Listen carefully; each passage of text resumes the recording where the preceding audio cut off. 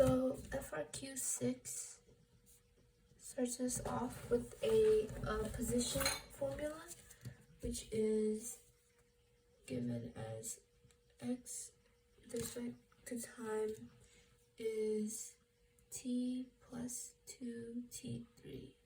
So whatever time you plug in there will give you the position of an object, and the mass of said object is 4 kilograms.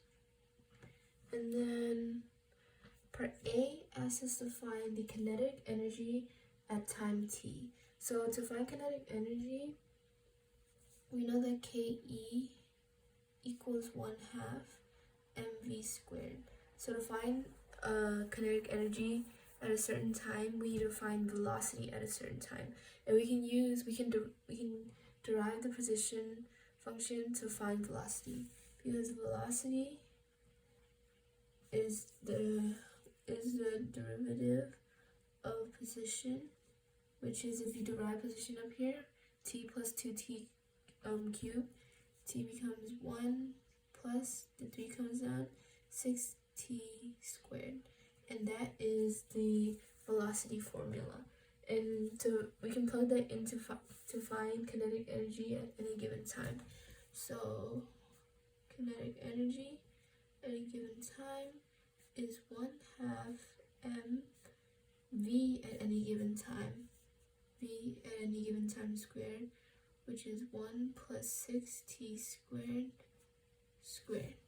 So that is part A.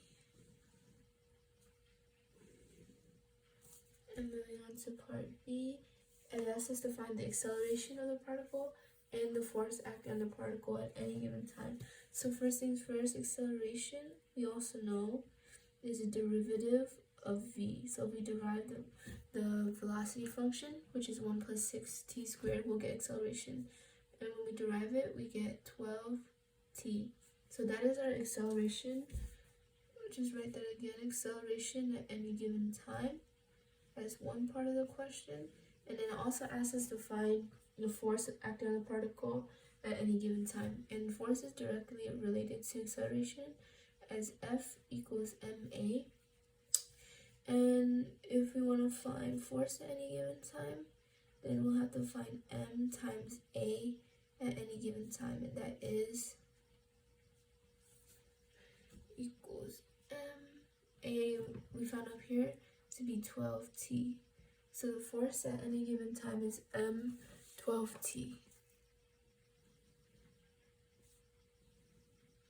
And then part C, find the power being delivered to the particle at time t. So power can actually be written as F times the change in, or the displacement over the change in time. And if you look here, displacement over change in time is also known as velocity.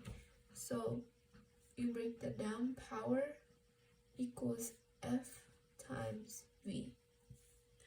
And if we want to look for power at any given time, we're going to have to find v at any given, force at any given time times v at any given time. And we actually already have those ready, so we can plug them in. F at any given time is simply m12t, and multiply that by v at any given time. We found up here to be 1 plus 6t squared.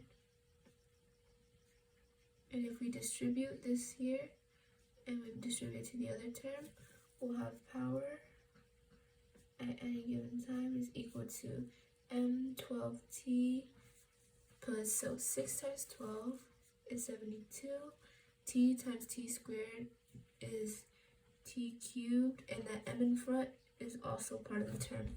So we have power at any given time is m12t plus m72t cubed.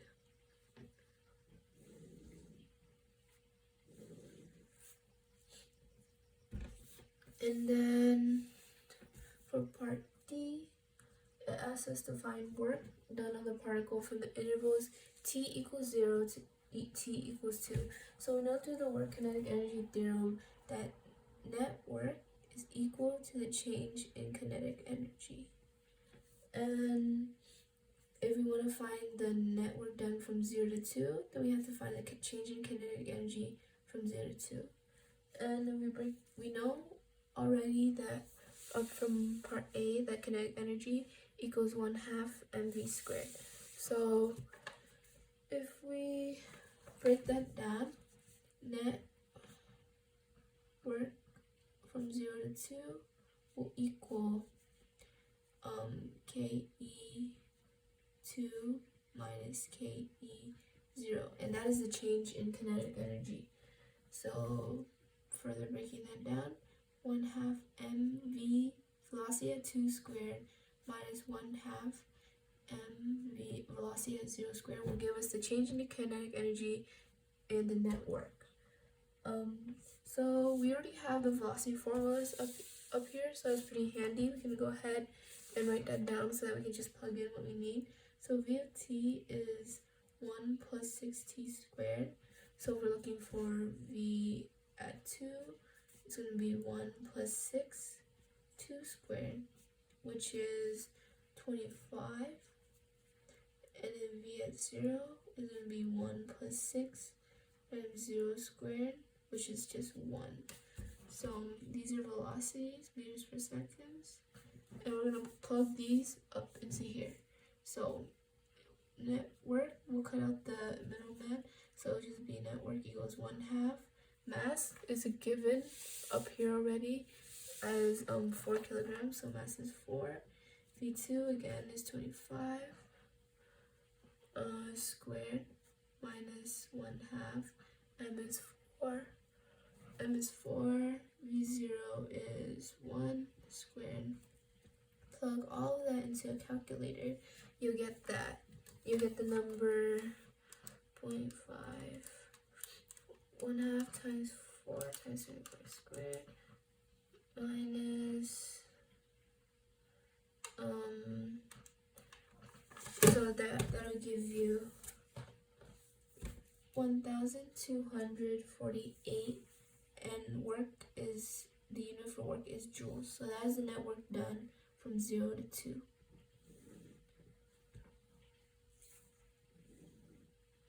And then part E, it asks us to explain, does the particle turn around at some point and head back towards its initial starting position?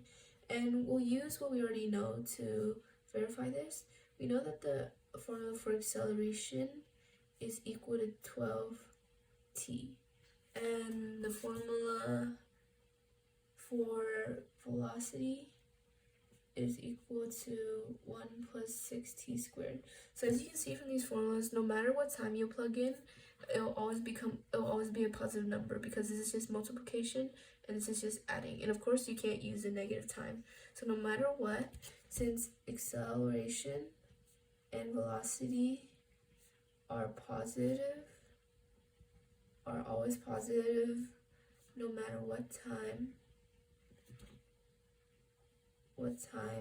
the particle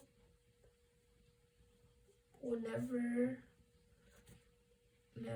return to its original position, because both acceleration and velocity are increasing and going in the same positive direction, making it impossible for the particle